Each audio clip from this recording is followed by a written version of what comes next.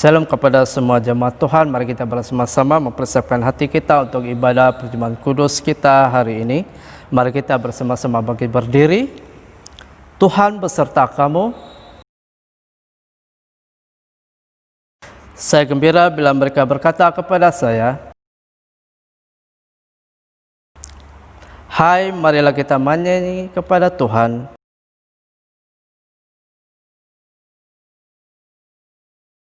Allah itu roh,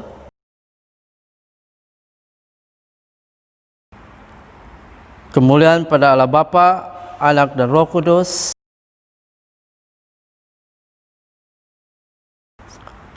Mari kita bersama-sama doa untuk kesucian.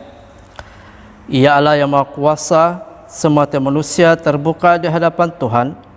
Semua keinginan diketahui oleh-Mu, dan daripada-Mu tiada rahasia yang tersembunyi. Sucikanlah niatan kami dengan ilham Roh Kudus-Mu, supaya kami boleh mengasihi-Mu dengan sempurna dan memuliakan-Mu yang kudus dengan selayaknya, melalui Yesus Kristus Tuhan kami. Amin. Pujian Gloria bersama-sama. Kemuliaan kepada Allah di tempat yang maha tinggi, dan damai sejahtera kepada umat-Nya di bumi. Tuhan Allah, Raja di sorga, Allah dan Bapa yang Maha Kuasa, kami menyembah Engkau. Kami bersyukur kepadamu. Kami memuji Engkau sebab kemuliaan-Mu, Tuhan Yesus Kristus, Anak Tunggal Bapa, Tuhan Allah, Domba Allah yang menanggung dosa dunia. Kasihilah kami. Engkau yang duduk sebelah kanan Allah Bapa, terimalah doa kami. Tuhan sajalah yang kudus, Engkau sajalah Tuhan, Engkau sajalah yang maha tinggi. Yesus Kristus dengan Roh Kudus dalam kemuliaan Allah Bapa. Amin. Sekarang mari kita bersama-sama bangkit berdiri. Kita mau memuji dan menyembah Tuhan. Haleluya. Berikan kemuliaan kepada Tuhan. Berikan sorak-sorai pada Tuhan, karena Dia layak ditinggikan dan dipuji. Haleluya.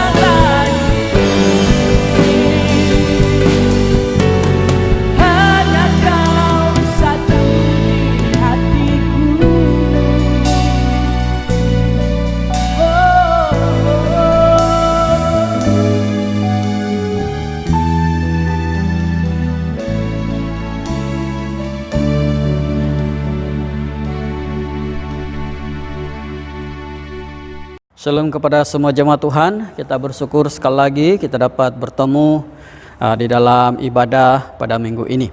Ya, jadi sekarang adalah masa untuk firman Tuhan. Namun sebelum itu, mari kita tunduk kepala, kita berdoa. Saya pimpin kita di dalam doa.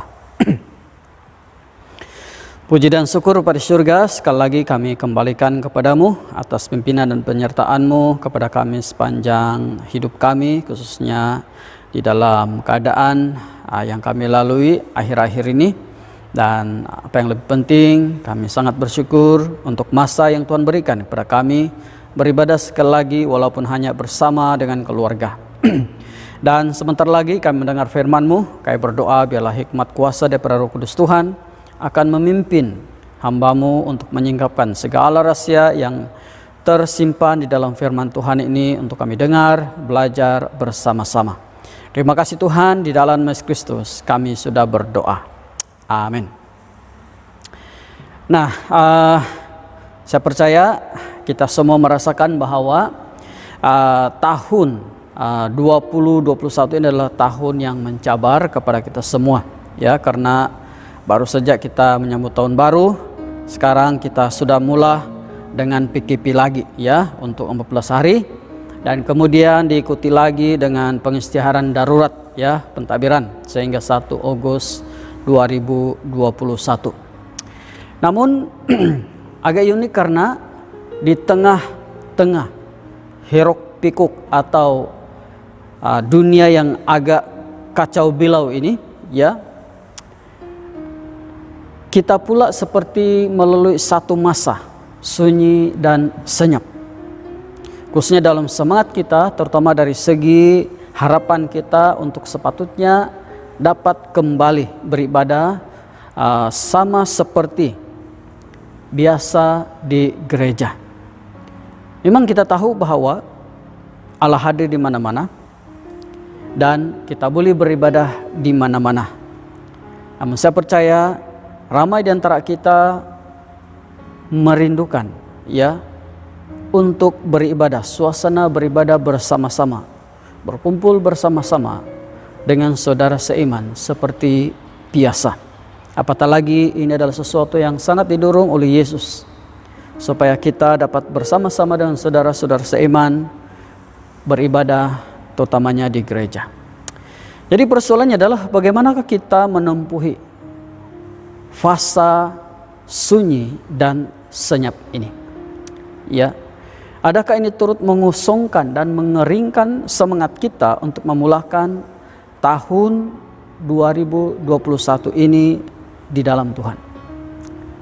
Kita percaya dalam keadaan seperti ini pun Tuhan tetap berbicara. Memang kalau kita perhatikan, ada banyak suara yang kita dengar dalam hidup ini, ya. Dan suara-suara ini bersaing merebut perhatian kita. Mulai dari kita membuka mata di pagi hari, sampailah kita tidur di malam hari. Apatah lagi dengan pelbagai peristiwa berlaku di sekeliling kita. Ada banyak perhatian yang perlu diperhati. Dan ada banyak perkara yang perlu difikir. Jadi dalam hal ini, bagaimanakah kita mengetahui perkara-perkara seperti ini, khususnya saat kita ingin mengerti apa yang Tuhan sedang bicarakan kepada kita. Jadi dengan tema 2021, peka kepada suaranya. Dan ini diambil berdasarkan 1 Samuel pasal 3 ayat 1 hingga 10. Kita akan coba belajar bersama-sama dari firman-Nya, khususnya melalui hambanya Samuel. Nah, perkara pertama adalah kita harus dalam peka kepada suaranya ini, kita harus mendengar panggilannya, ya. Jadi ini terutamanya di masa kita melalui saat sunyi dan senyap seperti sekarang ini, ya. Nah, dalam 1 Samuel pasal 3 ayat 1 hingga 2 mengatakan, Samuel yang muda itu menjadi pelayan Tuhan di bawah pengasuhan Eli. Pada masa itu firman Tuhan jarang. Penglihatan pun tidak sering. Pada suatu hari Eli yang matanya mulai kabur dan tidak dapat melihat dengan baik, sedang berbaring di tempat tidurnya. Dan peristiwa ini berlaku di Silo. Silo ini merupakan satu pusat kegiatan keagamaan yang sudah dibangun sejak zaman Yosua lagi, ya. Jadi pada waktu itu semua kegiatan berjalan seperti biasa. Ya, keagamaan pun, aktivitas sosial pun semuanya seperti biasa. Cuma ada satu yang kurang pada waktu itu, yaitu jarangnya firman Tuhan dan penglihatan. Tidak sebelum ini yang mereka sering mendengar apa-apa daripada Tuhan melalui hamba-hambanya, para nabinya dan sebagainya. Dan itulah keadaan pada Israel pada waktu itu. Dan sudah pastilah ini adalah sesuatu yang agak menyedihkan sebenarnya. Dan Samuel yang masih sangat muda hidup dalam zaman itu, dalam lingkungan mereka yang hidup berbalik dari Tuhan. Nah, misalnya anak-anak Eli sendiri, Hofni dan Pinehas, mereka sebagai imam, namun mereka hidup bercela dan tak bermoral. Ya, ini adalah masa sunyi dan senyap dari aspek spiritual bagi bangsa Israel. Ya. Nah, hari ini kita juga melalui fase rasa atau feel yang sama seperti yang saya katakan awal-awal tadi. Ya. Dengan semua kekangan untuk beribadah, segelintir di antara kita mungkin merasakan agak sunyi dan senyap. Memanglah itu tidak membatasi kehadiran Allah. Namun kalau kita cukup jujur, kita tetap dapat merasakan situasi yang tidak pernah sama dengan dapatnya kita berkumpul dan beribadah bersama-sama. Karena kegiatan ini merupakan antara kegiatan kita sebagai orang percaya. Namun itulah situasinya sekarang ini. Kita hidup di dalamnya. Lalu bagaimana kita melalui saat seperti ini? Nah, bagi saya dan dorongan saya untuk kita semua, marilah gunakan masa ini sebagai masa untuk bertenang di hadapan Tuhan. Gunakan masa sunyi dan senyap ini, belajar firman Tuhan. Saya percaya saat seperti ini pun Tuhan ingin memanggil dan berbicara dengan kita. Memanglah kalau kita lihat di Facebook dan sebagainya, ada banyak orang buat lucu-lucu, dia bilang itu buat penyiaran lah, kebun sayur apa semua, masa untuk mengisi. Ya, itu tidak masalah, ya. Namun dari aspek kerohanian kita, gunakan masa sunyi dan senyap ini sebagai masa untuk kita mendengar, bertenang, duduk diam di kaki Tuhan. Nah, perkara yang kedua dalam hal mendengar panggilannya ini adalah bukan saja kita menganggap ini adalah mendengar panggilan ini pada saat sunyi dan senyap kita, tapi juga seperti Samuel pada saat tertidur. Ya, saya tandakan tanda kutip karena ini mempunyai maksud dalam konteks kita hari ini. Sebelum itu saya baca dulu dalam 1 Samuel pasal 3 ayat 3 hingga 4 mengatakan, lampu rumah Allah belum lagi padam. Samuel telah tidur di dalam bait suci Tuhan, tempat tabut Allah. Lalu Tuhan memanggil, Samuel, Samuel. Dan ia menjawab, ya Bapa. Ini seperti menggambarkan keadaan rumah Allah, yaitu petikan ini. Ya, petikan ini sebenarnya sedikit sebanyak menggambarkan keadaan rumah Allah pada masa itu, di mana hanya lampu rumah Allah saja yang belum padam. Sementara keadaan lainnya dalam keadaan tidur. Ya. Memanglah dalam konteks Samuel sendiri itu adalah sesuatu yang wajar karena ya itu adalah malam. Dan karena itu sudah pastilah itu waktu untuk tidur. Namun bila kita coba gabungkan dan bayangkan suasananya daripada ayat pertama tadi, ya, perhatikan ini. Firman dan penglihatan sedikit dan jarang. Kemudian keadaan Eli pula, dia mempunyai penglihatan yang semakin tidak berapa baik dan kabur sambil berbaring di tempat tidurnya. Dan satu-satunya yang masih mempunyai konsep sinar, ya, adalah lampu rumah Allah yang belum padam. Sementara yang lainnya semuanya menggambarkan suasana yang suram, sunyi, dan senyap.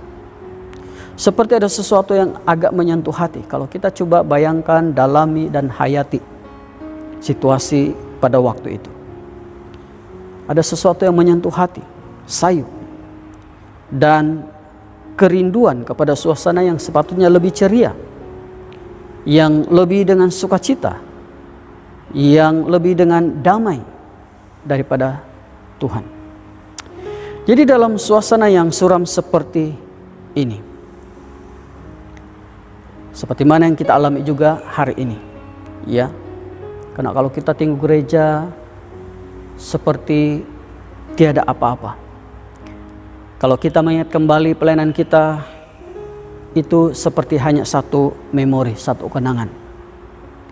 Ya, semuanya seperti suram. Dan setengah orang boleh kehilangan semangat dan motivasi mereka dalam keadaan-keadaan seperti ini. Tapi kita harus percaya bahwa sinar dari Allah belum padam. Dan dalam keadaan tidur seperti inilah, kadang-kadang Tuhan memanggil kita untuk menyatakan hatinya.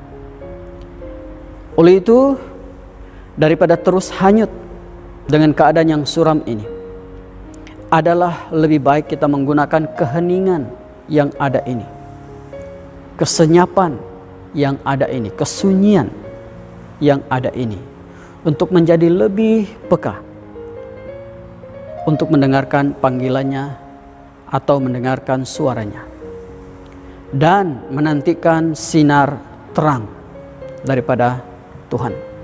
Anggaplah keadaan sekarang ini, di dalam keadaan kita sunyi dan senyap, dalam keadaan kita melalui waktu-waktu yang suram ini, ya, dalam keadaan kita saat-saat tidur sekarang ini, ya, tidur bukan berarti tidur seperti mana kita pahami, tapi karena kegiatan dan segala sesuatu aktiviti kita seperti tidur sekarang ini, anggaplah itu sebagai retreat kita bersama dengan Tuhan, ya. Karena di dalam keadaan-keadaan seperti itulah kita perlu peka mendengar panggilan daripada Tuhan seperti Samuel sendiri.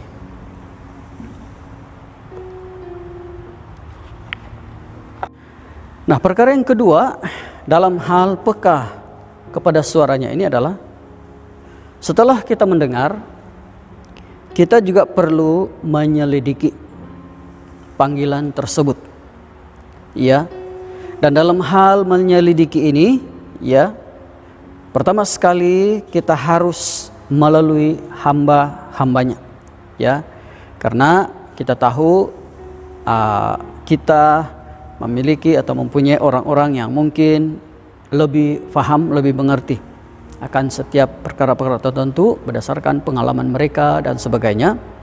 Dan ini yang dilakukan oleh Samuel juga. Ya, dalam 1 Samuel pasal 3 ayat 5 hingga 6 mengatakan, lalu berlarilah ia kepada Eli serta katanya, ya Bapak, bukankah Bapak memanggil aku? Tetapi Eli berkata, aku tidak memanggil, tidurlah kembali. Lalu pergilah ia tidur. Dan Tuhan memanggil Samuel sekali lagi. Samuel pun bangunlah, lalu pergi mendapatkan Eli serta berkata, ya Bapak, bukankah Bapak memanggil aku? Tapi Eli berkata, aku tidak memanggil, anakku, tidurlah kembali. Kita melihat di sini Samuel, ya, setelah mendengar panggilan daripada Tuhan, pertama sekali dia lakukan adalah pergi kepada Eli sebagai bapak rohaninya, sebagai pemimpinnya. Karena pada waktu itu Samuel berada di rumah Allah, ya, untuk belajar daripada Eli, sebagaimana yang dikehendaki oleh ibunya Hana, ya, di mana dia telah diserahkan di situ. Ya, jadi dalam hal ini juga penting, karena situasi di mana kita merasa menerima panggilan atau sesuatu yang kita pikir datang daripada Tuhan merupakan satu cabaran besar dalam penilaian kita. Ya, bukan sesuatu yang baru kalau kita mengikuti sejarah gereja. Ya, di mana ada setengah orang berpikir mereka telah menerima sesuatu dari Tuhan. Mereka berpikir mereka telah mendengar sesuatu daripada Tuhan, pewahyuan, nubuat dan sebagainya. Tapi akhirnya berakhir dengan apa? Kesesatan. Karena mereka salah menilai suara tersebut atau panggilan tersebut. Dalam hal seperti inilah kita perlu menyelidiki terlebih dahulu. Ya, bukan tidak percaya, bukan menolak, tetapi penting untuk menguji. Dan ini yang dilakukan oleh Samuel ketika mengalami perkara tersebut. Ya, dia terus merujuk kepada Eli setiap kali dia mendengar panggilan daripada Tuhan. Dan saya percaya dalam kehidupan sehariannya pun, ya, karena namanya dia sedang belajar, maka pasti apa-apa perkara dia akan merujuk kepada Eli. Hari ini panggilan ini boleh datang dalam berbagai cara, ya, dalam konteks kita hari ini. Malah mungkin dalam keadaan sekarang ini sekalipun situasi seperti PKP, PKPB, PKPD, ya, macam-macam, PKPP, darurat dan sebagainya ini, ya, siapa tahu dalam keadaan seperti ini Tuhan berbicara kepada kita. Tuhan ingin menyatakan sesuatu kepada kita. Jadi menjadi satu langkah yang penting untuk kita menyelidiki setiap peristiwa. Karena sudah pastilah melalui panduan dan nasihat terutama dari hamba-hamba Tuhan, bermula dari kepimpinan tertinggi, ya, dalam konteks kita selalu saya mengatakan tunggu arahan daripada archbishop kita, bishop dan sebagainya. Dan di peringkat gereja lokal sudah pasti bermula daripada padri, kepimpinan dan seterusnya kepada kita, ya. Karena ini semua adalah sesuatu yang perlu kita rujuk apabila kita mengalami situasi-situasi seperti sekarang ini, ya. Tidak perlu kita dengan sewenang-wenangnya merohanikan segala perkara, ya. Namun pada masa yang sama kita juga tidak sepatutnya mengabaikan semua peristiwa sebagai perkara yang normal atau semula jadi. Kita perlu menyelidiki, kita perlu menilai. Dan dalam hal ini penting untuk kita belajar daripada kepimpinan dan bapak-bapak rohani kita untuk memimpin kita kepada suatu keputusan yang tepat. Kemudian apa yang lebih penting juga adalah melalui pengenalan akan Dia. Maksudnya pengenalan kita secara pribadi dengan Tuhan. Ya, untuk menyelidiki panggilan ini, pengenalan kita secara pribadi dengan Tuhan adalah sangat penting. Dalam 1 Samuel pasal 3 ayat 7 dikatakan, Samuel belum mengenal Tuhan. Firman Tuhan belum pernah dinyatakan kepadanya. Jadi sekarang kita mengerti mengapa Samuel merujuk kepada Eli. Karena pada waktu itu dia masih sangat muda. Ya, saat Tuhan memanggilnya pertama kali, itu adalah pengalaman pertama dia mendengar Tuhan berbicara. Dan sudah pastilah ini agak asing bagi dia. Bahkan pada mulanya Samuel berpikir bahwa yang memanggilnya adalah Nabi Eli. sampai 3 kali Tuhan memanggil dia. Dan dalam keadaan seperti itu, dia masih belum mengerti. Ya, dia masih belum mengenali suara Tuhan. Mengapa? Karena Samuel belum mengenal Tuhan dan firman Tuhan belum pernah dinyatakan kepadanya. Jadi pengalaman situasi Samuel ini mengingatkan kita bahwa rahasia dalam menyelidiki segala sesuatu, sama ada itu dari Tuhan atau bukan, adalah berdasarkan kepada pengenalan kita akan Dia secara pribadi.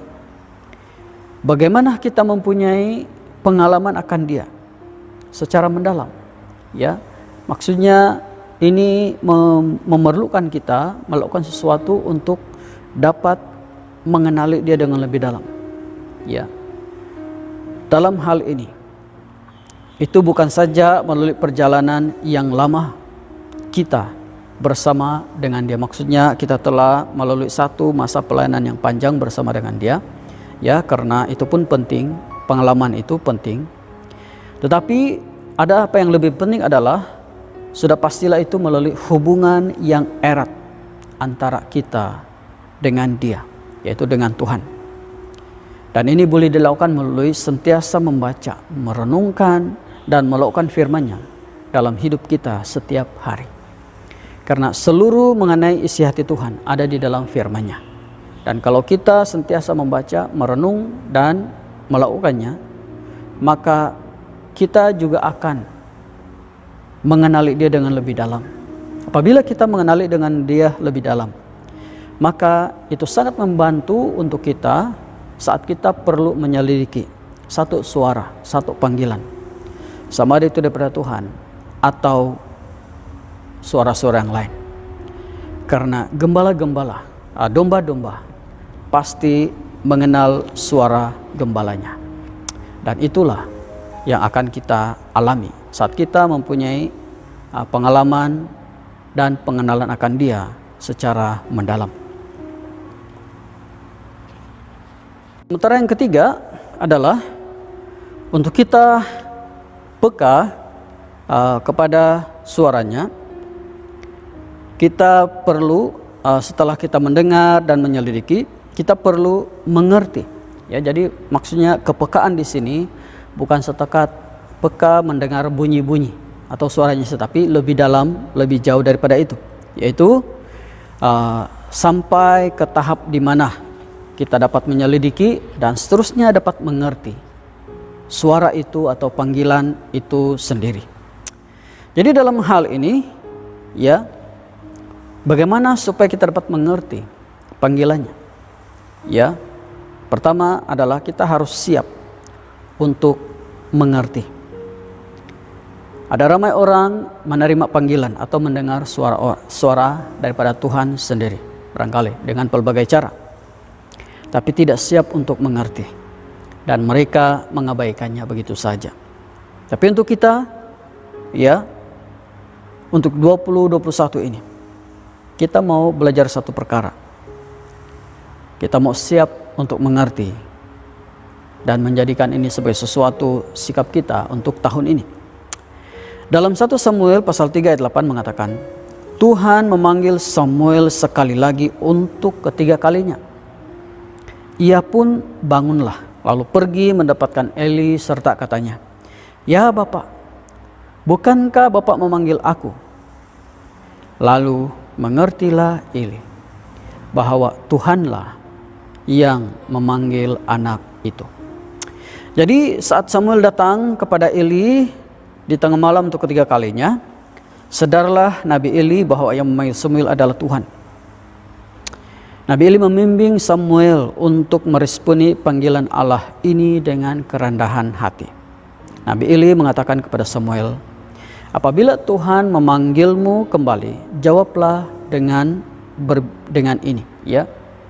Berbicaralah sebab hambamu ini mendengar." Samuel akhirnya mengenali suara Tuhan, memanggil, dan dengan segera menjawab panggilan Tuhan itu. Dan terjadilah percakapan antara Tuhan dan Samuel yang masih muda itu, yang mana kalau kita teruskan pembacaan seterusnya dalam 1 Samuel pasal 3 ayat 1 sampai seterusnya ini, apa yang Allah coba sampaikan kepada Samuel adalah mengenai apa yang akan dia lakukan kepada keluarga Eli sendiri. Ya, tapi kita tidak sampai di situ, kita hanya sampai ayat 10 dulu, ya. Di mana di situ bermula dengan Eli, sampailah kepada Samuel. Mereka belajar untuk mengerti apa yang Tuhan ingin bicarakan, apa yang Tuhan ingin sampaikan. Jadi sama dengan kita, ya. Apabila kita mendengar sesuatu daripada Tuhan, setelah kita menyelidikinya dan Dia ingin menyatakan sesuatu, kita perlu untuk siap mengerti apakah yang Allah hendak sampaikan kepada kita. Dan dalam situasi kita sekarang ini, ya, kita perlu siap untuk mengerti apakah tujuan Tuhan. Mengapa Tuhan mengizinkan sehingga kita tidak boleh beribadah di gereja? Mengapa Tuhan mengizinkan untuk kita tidak dapat berkumpul beribadah bersama-sama? Benar, itu adalah karena sebahagian daripada cara kita mengawal dan memutuskan pandemik yang sedang berleluasa sekarang ini. Tetapi kita percaya dari sisi rohaninya ada maksud lain yang pastinya sangat baik untuk kita, dan itu adalah daripada pengertian kita sendiri. Itu adalah dalam situasi di mana kita berada masing-masing, ya, karena saya percaya Tuhan berbicara menurut menyampaikan sesuatu untuk kita menurut situasi dan keperluan kita masing-masing, baik sebagai satu gereja lokal yang besar maupun secara pribadi atau sebagai satu keluarga. Nah, perkara yang kedua adalah bukan saja kita harus siap mengerti, tapi siap untuk mendengar. Mendengar di sini bukan setakat mendengar, yaitu mendengar dengan telinga kita dan selesai di situ. Mendengar di sini artinya sampai ke tahap di mana setelah kita mendengar, mengikuti, mentaati dan melakukan apa yang telah diperdengarkan kepada kita. Itu maksudnya siap untuk mendengar. Dalam 1 Samuel pasal 3 ayat 9 hingga 10 mengatakan, sebab itu berkatalah Eli kepada Samuel, pergilah tidur, dan apabila ia memanggil engkau, katakanlah, berbicaralah Tuhan, sebab hambamu ini mendengar. Maka pergilah Samuel dan tidurlah ia di tempat tidurnya. Lalu datanglah Tuhan berdiri di sana dan memanggil seperti yang sudah-sudah, Samuel, Samuel. Dan Samuel menjawab, berbicaralah, sebab hambamu ini mendengar. Nah, kalau kita mau memahami sedikit lebih lanjut tentang Samuel, ya, nama Samuel itu adalah ekspresi dari bahasa Ibrani yang berarti Tuhan mendengar. Ya, ini adalah satu pernyataan perasaan sukacita daripada Hana karena Tuhan mendengar pergumulan doanya. Sebelumnya Hana sebenarnya telah ditutup kandungannya. Ya, dia tidak boleh mengandung dalam bahasa yang mudah. Namun setelah dia berdoa, Tuhan mengabulkan doanya dan lahirlah Samuel. Dalam 1 Samuel pasal 1:20 mengatakan, ia menamai anak itu Samuel, sebab katanya, aku telah memintanya dari Tuhan. Jadi jelas sekali Samuel merupakan jawaban doa Hana yang terus-menerus dinaikkan kepada Tuhan di tengah kesusahan hati yang mendalam. Ya, yang dahulu ditutup kandungannya, kini telah dibuka oleh Tuhan. Dan lahirlah Samuel. Jadi seperti mana yang dinazarkan oleh Hana bahwa kalau dia memiliki seorang anak, anak itu akan dipersembahkan kepada Tuhan. Maka Samuel telah diserahkan kepada Tuhan dan dia telah dibawa penyeliaan Nabi Eli atau Imam Eli. Ya, jadi Samuel memulai pelayanannya sejak masih kecil sesuai janji ibunya untuk menyerahkan anaknya ke dalam pengasuhan Imam Eli. Seperti yang dikatakan dalam 1 Samuel ayat 1 hingga 28 mengatakan, "Maka aku pun menyerahkannya kepada Tuhan. Seumur hidup terserahlah ia kiranya kepada Tuhan." Jadi sejak itulah Samuel berada dalam bimbingan Nabi Eli, melayani Tuhan di bawah pengawasan Imam Eli. Jadi setiap hari Samuel mulai dibimbing dan diberikan tugas-tugas sucinya dan dilatih belajar mendengarkan suara Tuhan. Dan seiring dengan berjalannya waktu, Samuel semakin besar dan Tuhan menyertai dia. Dan tidak ada satupun dari firman-Nya itu yang dibiarkannya gugur. Ini kita boleh melihat dalam 1 Samuel pasal 3 ayat 19. Jadi jelas sekali di sini bahwa Samuel bukan setekat mendengar dan membiarkan itu berlalu. Apabila dikatakan Samuel mendengar, artinya dia siap untuk melakukannya. Seperti yang saya bacakan tadi, tidak ada satupun dari firman-Nya itu yang dibiarkannya gugur. Ya, demikian cara Samuel mendengar. Sehingga akhirnya apa yang berlaku? Akhirnya Tuhan mempercayakan tanggung jawab pelayanan yang lebih besar kepada Samuel karena ia memiliki kepekaan akan suara Tuhan. Jadi penting sebenarnya peka kepada suara Tuhan ini. Dan penting untuk kita mengikuti apa yang telah kita dengar daripada Tuhan.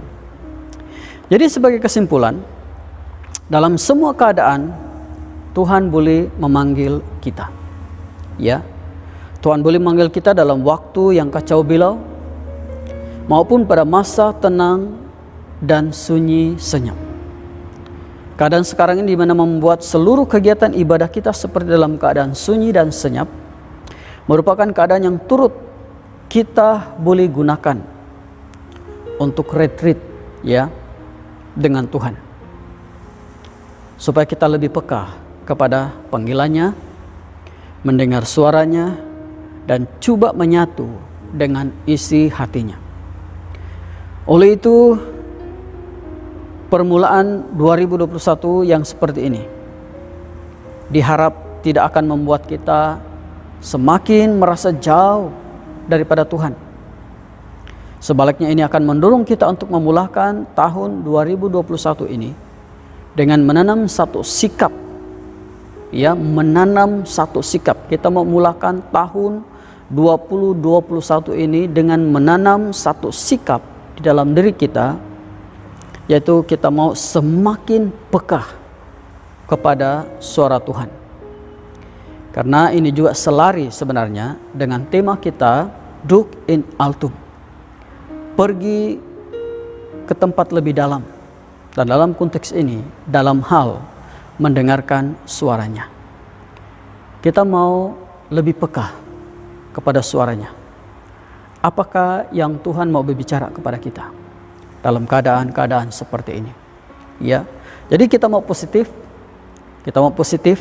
dan menjadikan suasana sekarang ini sebagai waktu di mana kita bertenang, retreat dengan Tuhan dan bersiap untuk mendengar suara daripada Tuhan.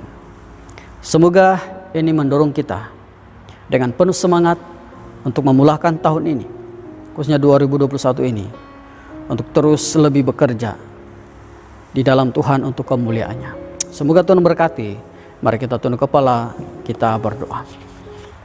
Bapa di surga, terima kasih Tuhan untuk firman-Mu, dan kami terus berdoa dan menyerahkan firman Tuhan ini ke tangan-Mu. Kami tahu Tuhan, ini adalah satu peringatan yang sangat penting kepada kami, khususnya dalam melalui dan meneruskan kehidupan di tahun 2021 ini.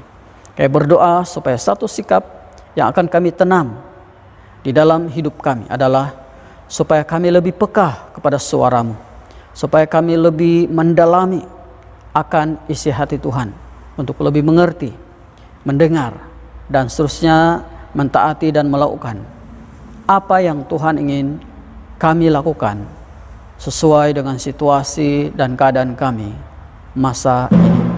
Terima kasih Tuhan, di dalam Yesus Kristus kami berdoa. Amin. Amin. Sekarang kita masuk di dalam perayaan perjamuan kudus.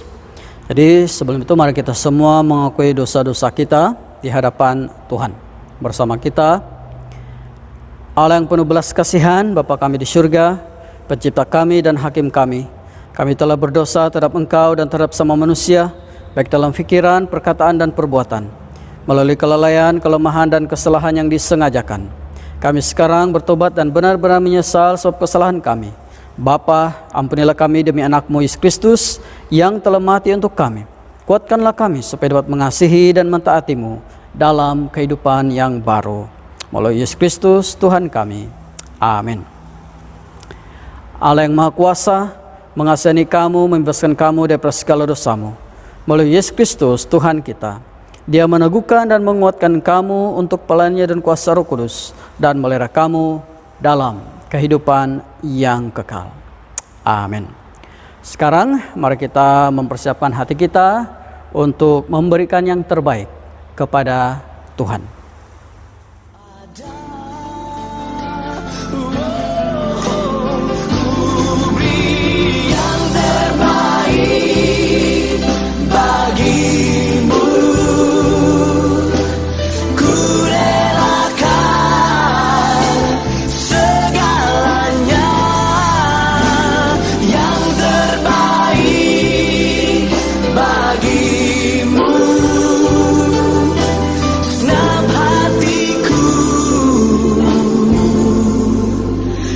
Segenap jiwaku.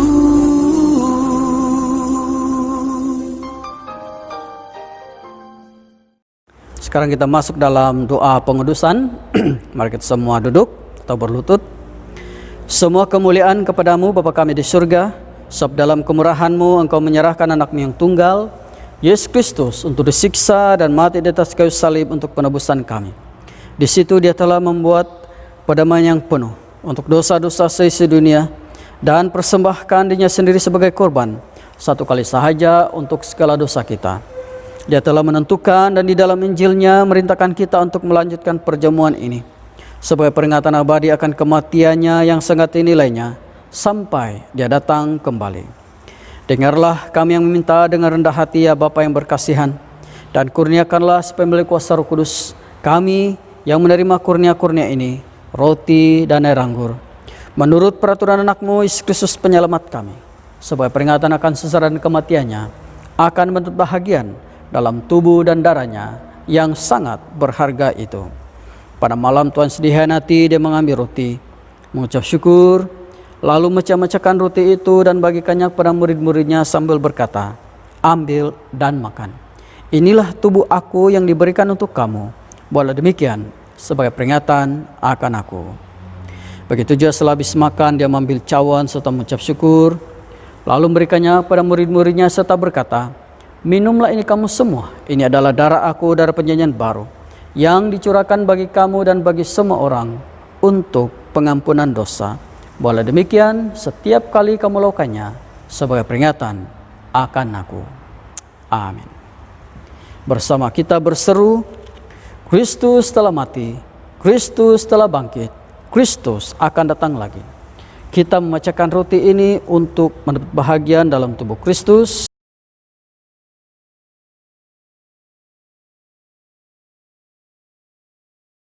Berbahagialah mereka yang dijemput ke perjamuan domba.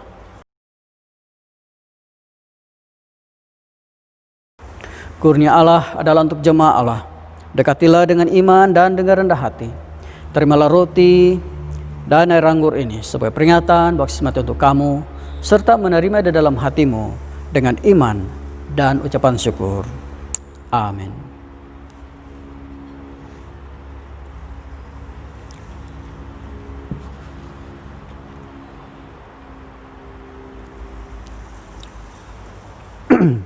Jadi sekarang pemimpin atau ketua keluarga bolehlah membagikan elemen perjamuan kepada anggota masing-masing.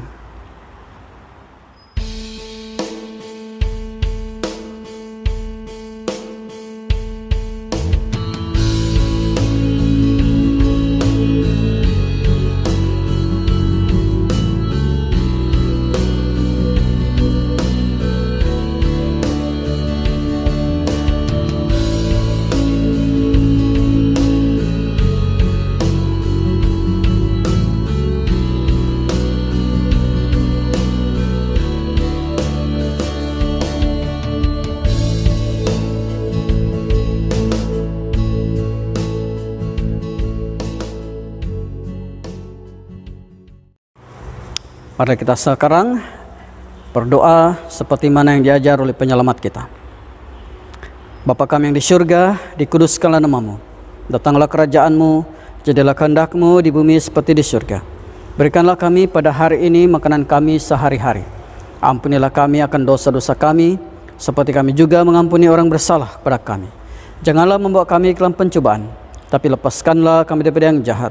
Karena Engkaulah punya kerajaan, kuasa dan kemuliaan sekarang sampai selama-lamanya. Amin. Doa syukur. Allah kekal Bapa kami yang di surga, kami mengucapkan terima kasih kepadamu yang telah menerima kami sebagai anggota-anggota hidup anak-Mu, Yesus Kristus penyelamat kami. Kami mengucapkan terima kasih kepadamu yang telah memberikan kami makan rohani di dalam sakramen tubuh dan darahnya. Sekarang utuskanlah kami ke dalam dunia dengan damai, dan kurniakanlah kami kekuatan dan keteguhan hati untuk mengasihi dan melayani Engkau dengan sukacita dan hati yang ikhlas. Amin. Terima berkat daripada Tuhan. Sentosa Allah yang melebihi pengertian manusia, melahirkan hati dan jiwa kamu di dalam pengetahuan dan kasih Allah dan anaknya, Yesus Kristus Tuhan kita. Dan berkat berkuasa Bapa, Anak dan Roh Kudus beserta dengan kamu dan tinggal serta dengan kamu dari sekarang sampai selama-lamanya. Amin. Pergilah dengan damai sejahtera dan layanilah Tuhan. Amin. Mari kita sama-sama sekali lagi naikkan pujian kesyukuran kita kepada Tuhan. Haleluya, sekali lagi mari kita berikan puji-pujian kepada Tuhan.